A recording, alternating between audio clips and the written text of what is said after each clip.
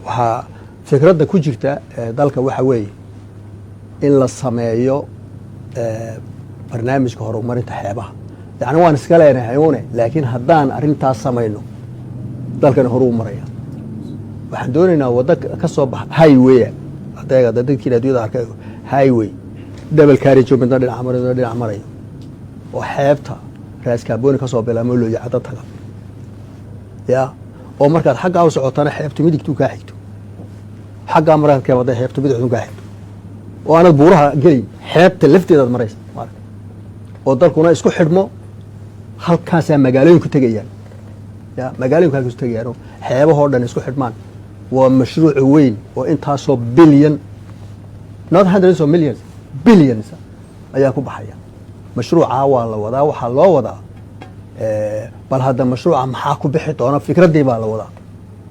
imika waxaa la yidhaha mega projects oo Ethiopia kanay wadoo kale waa mega project waxaa weeye millennium project bay yidhahdeen ya mashruucii ugu weynaa intaasoo bilyan baa ku baxaysa laakiin waxay og yihiin markay dhammaystiraan ya in dalkani wax badan qabsanayay og yihiin innaga mega projects waa kaa noqda mega project highwayga halka ka soo baxaya iyo magaalooyinka yaryar ka samaysmaya iyo developmentka xeebta horumarinteeda iyo kalluumaysiga ka samaysmaya ya yani waa it has to be our mega project inuu noqdo weeyaan our mega project